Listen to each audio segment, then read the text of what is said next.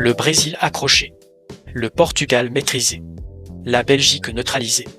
L'Espagne tenue en échec. Et pourtant, le plus grand exploit africain n'est peut-être pas celui que vous imaginez. Alors aujourd'hui, nous allons classer les 3 plus grandes réussites et les 3 plus grosses déceptions africaines de cette première journée de Coupe du Monde 2026. Mais attention, le classement risque de faire débat.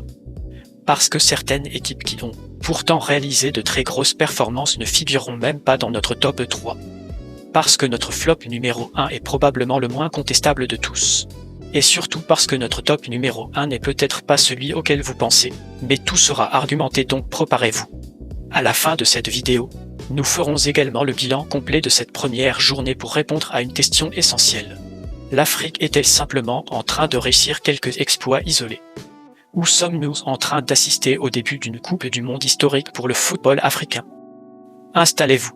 On entre dans le top et le flop de la première journée des Africains au Mondial 2026. Bon, soyons honnêtes. Avant le début de cette Coupe du Monde 2026, beaucoup de personnes étaient assez prudentes concernant les chances des nations africaines. Oui, il y avait de l'optimisme, mais il y avait aussi énormément d'interrogations. Parce qu'avoir 10 représentants, c'est une chose. Répondre présent face à des adversaires de très haut niveau, c'en est une autre. Et lorsqu'on regardait les affiches avant le début du tournoi, certains matchs semblaient presque impossibles à négocier. Le Maroc devait affronter le Brésil, la RDC le Portugal, l'Égypte la Belgique, le Cap-Vert l'Espagne, l'Algérie l'Argentine, le Sénégal la France. Autrement dit, très peu d'équipes africaines partaient favorites, et pourtant, le bilan global est franchement encourageant. Le Maroc a tenu le Brésil en échec. La RDC a maîtrisé le Portugal. L'Égypte a neutralisé la Belgique. Le Cap-Vert a réussi un exploit historique contre l'Espagne. Et la Côte d'Ivoire a offert à l'Afrique sa première victoire dans cette Coupe du Monde. Rien que ça. Et c'est probablement ce qui est le plus frappant. Ce ne sont pas seulement les résultats. C'est la manière dont ils ont été obtenus. Pendant très longtemps, lorsqu'une sélection africaine affrontait une grande nation, l'objectif était souvent de limiter les dégâts. Aujourd'hui, certaines équipes entrent sur le terrain avec l'ambition de rivaliser. Et ça change tout. Évidemment, tout n'a pas été parfait. La Tunisie a vécu un véritable cauchemar. L'Afrique du Sud a raté un rendez-vous très important. Et l'Algérie est déjà sous pression. Mais malgré ces déceptions, il faut reconnaître une chose. L'Afrique a marqué cette première journée. Et ce n'est pas anodin. Parce qu'une bonne entrée dans une Coupe du Monde peut complètement changer la dynamique d'un tournoi. Elle peut créer de la confiance. Elle peut créer de la peur chez les adversaires. Et surtout, elle peut faire naître des ambitions que personne n'avait imaginées avant le début de la compétition. Mais attention, tous ces résultats ne se valent pas. Faire match nul contre le Brésil n'a pas la même portée que faire match nul contre une équipe plus abordable. Perdre contre un favori n'est pas forcément un échec. Et certaines défaites sont même plus encourageantes que certains matchs nuls. C'est justement pour cette raison qu'on ne va pas simplement regarder les scores. On va regarder le contexte, les attentes, l'adversaire et les conséquences pour la suite du tournoi. D'ailleurs, dites-moi rapidement en commentaire. Après cette première journée, vous êtes plutôt enthousiaste, mitigé ou déçu par les performances africaines? Parce que maintenant, on va entrer dans la partie qui risque de faire le plus de vous surprendre. Les 3 plus grosses déceptions africaines de cette première journée. Bon, avant de dévoiler notre classement officiel, il faut d'abord parler des équipes qui ont échappé au flop. Et la première, c'est le Sénégal. Oui, le Sénégal a perdu. Mais non, le Sénégal n'est pas un flop. Parce qu'il faut aussi regarder le contexte. En face, il y avait la France, l'un des plus gros favoris de cette Coupe du Monde. Et malgré la défaite, les Lions de la Teranga ont montré des choses intéressantes. Il y a eu des intentions, de l'intensité, des séquences encourageantes.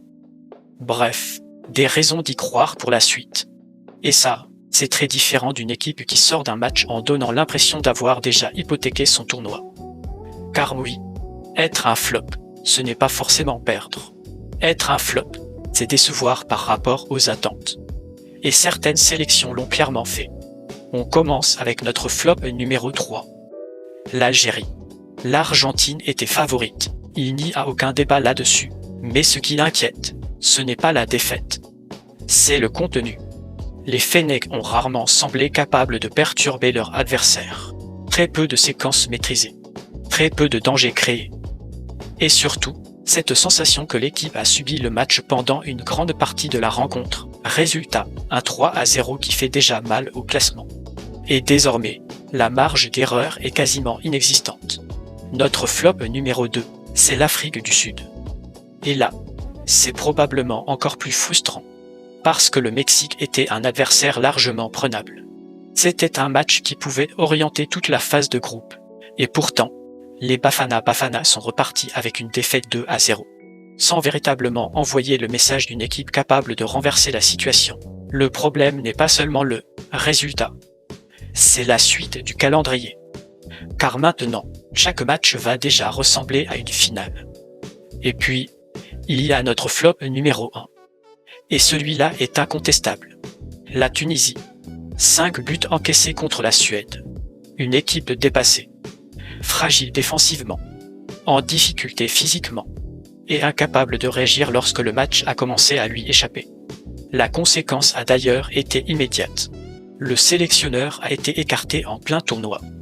Et Hervé Renard a déjà été appelé à la rescousse. Ce qui résume parfaitement la gravité de la situation. Attention tout de même. Cette vidéo n'est pas là pour se moquer des équipes en difficulté. Au contraire, si nous sommes exigeants aujourd'hui, c'est parce que nous savons que ces nations sont capables de faire beaucoup mieux. Mais à la Coupe du Monde, les opportunités sont rares. Et chaque faux pas coûte extrêmement cher. D'ailleurs, est-ce que vous êtes d'accord avec ce classement des flops? Ou est-ce qu'une autre nation aurait dû y figurer? Parce que Roosevelt. Toutes les équipes africaines n'ont pas connu une entrée aussi compliquée. Après les déceptions, place aux bonnes nouvelles. Et elles sont nombreuses. Mais avant de dévoiler notre top 3 officiel, il y a plusieurs nations qui méritent tout de même un énorme coup de projecteur. À commencer par l'Égypte. Tenir la Belgique en échec n'a absolument rien d'anodin. Parce qu'on parle d'une équipe habituée aux grandes compétitions et dotée d'une immense qualité individuelle. Les Pharaons ont répondu présent. À 2 doigts d'accrocher leur première victoire en Coupe du Monde. Autre mention honorable, la Côte d'Ivoire. Et honnêtement, certains d'entre vous la placeront probablement dans le top 3. Et ce ne serait absolument pas scandaleux. Parce qu'une victoire en Coupe du Monde reste une victoire en Coupe du Monde. Et en plus, elle offre à l'Afrique son premier succès dans cette édition 2026. Il y a aussi le Sénégal. Oui, malgré la défaite. Parce qu'il existe des défaites qui donnent de l'espoir. Et celle-ci en fait partie. Et puis il y a le Ghana. Leur entrée dans la compétition face au Panama est respectueuse, mais pas flamboyante. Les premières impressions sont déjà encourageantes avec une rencontre très disputée. Bref, là aussi, il y a des motifs d'optimisme. Et c'est justement ce qui est fascinant. Si toutes ces équipes ne sont pas dans notre top 3, alors qui y est? Notre top numéro 3, c'est le Cap-Vert. Et honnêtement, c'est magnifique. Première Coupe du Monde. Premier match de son histoire. Et en face, l'Espagne. Peu de gens leur donnaient la moindre chance. Et pourtant, les requins bleus ont résisté. Avec une discipline tactique remarquable. C'est un résultat qui restera gravé dans l'histoire du football capverdien. Notre top numéro 2, c'est la RDC. Et là, c'est probablement la plus grosse surprise sportive de cette première journée. Faire match nul contre le Portugal, ce n'est pas seulement prendre un point. C'est envoyer un message. Les Léopards ne sont pas venus pour participer. 52 ans après, ils sont venus pour exister.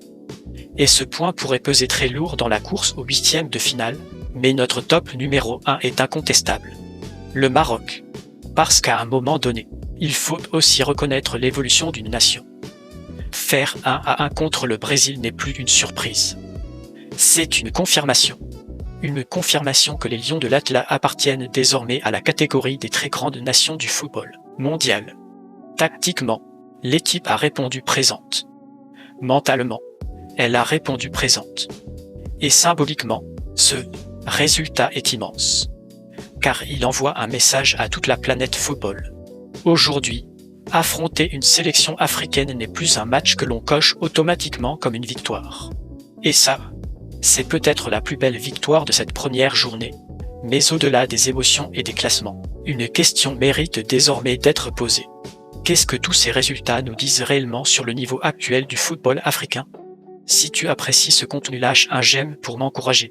Abonne-toi à la chaîne pour ne rien manquer car ici on analyse ensemble tout le football africain. Finalement, cette première journée nous apprend quelque chose de très intéressant. L'Afrique progresse. Et surtout, elle progresse différemment. Il y a quelques années encore, lorsqu'une nation africaine créait un exploit, cela ressemblait parfois à un accident. Aujourd'hui, cela ressemble de plus en plus à une tendance. Ce qui frappe, ce n'est pas seulement les résultats. C'est le contenu. On a vu des équipes organisées, des équipes disciplinées, des équipes qui savent souffrir, mais aussi des équipes qui assument désormais leur ambition. Et ça, c'est nouveau. Bien sûr, il reste encore beaucoup de choses à améliorer. Certaines nations doivent gagner en régularité. D'autres doivent mieux gérer la pression des grands rendez-vous. Et certaines ont déjà grillé un jug important dès leur premier match. Mais le plus encourageant, c'est que l'écart avec les grandes nations semble continuer de se réduire.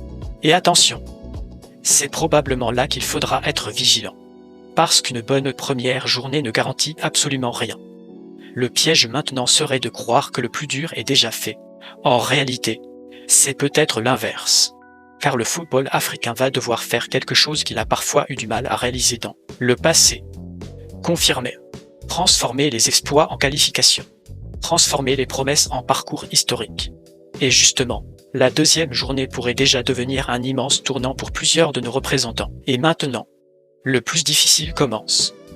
Parce qu'une bonne première journée, c'est bien, mais une grande coupe du monde se construit sur la durée. Et cette deuxième journée pourrait déjà changer complètement le destin de plusieurs nations africaines. Le Maroc doit confirmer. Car un exploit devient une référence uniquement lorsqu'il est suivi d'une deuxième grosse performance. La RDC doit désormais transformer sa surprise en véritable candidature à la qualification. La Côte d'Ivoire doit capitaliser sur sa victoire. L'Égypte doit continuer sur sa lancée. Et le Cap-Vert va devoir gérer une nouvelle pression. Une pression inhabituelle. Celle des équipes que tout le monde commence à regarder différemment. À l'inverse, certaines sélections jouent déjà gros. L'Algérie n'a quasiment plus de marge d'erreur. L'Afrique du Sud non plus. Et la Tunisie est déjà dans une situation d'urgence absolue. L'arrivée d'Hervé Renard apporte évidemment un nouvel espoir, mais un changement de sélectionneur en pleine Coupe du Monde reste toujours un énorme défi. Et puis, il y a une question qui va accompagner toute cette compétition. Combien de nations africaines verrons-nous en huitième de finale? Parce que soyons honnêtes, il y a quelques jours encore, certains auraient répondu une. Peut-être deux. Aujourd'hui, ce chiffre paraît beaucoup plus élevé. Et c'est peut-être ça, la plus grande victoire de cette première journée. L'Afrique a changé les attentes. Elle a changé le regard qu'on porte sur elle. Mais maintenant, il va falloir confirmer. Et une chose est sûre. Sur Playoff, on va vivre cette aventure jusqu'au bout ensemble. Si vous avez été impressionné par la performance de ces équipes africaines qui ont su transformer chaque minute en un véritable spectacle, n'hésitez pas à vous abonner à la chaîne. Votre soutien nous permet de continuer à analyser chaque match avec la même rigueur et à mettre en lumière les talents qui font vibrer le continent. Ensemble, nous suivrons le parcours de nos nations et célébrerons chaque victoire, chaque moment de bravoure et chaque leçon tirée de la Coupe du Monde 2026. Ces résultats ne sont pas de simples anecdotes. Ils influencent directement les perspectives de qualification pour les phases à élimination directe, les attentes des supporters et la réputation du football africain sur la scène mondiale. Les équipes qui ont brillé ont désormais un avantage psychologique et tactique, ce qui pourrait se traduire par une confiance accrue lors des prochains matchs. À l'inverse, les nations qui ont échoué devront réévaluer rapidement leur stratégie, renforcer la cohésion de groupe et travailler sur les points faibles identifiés.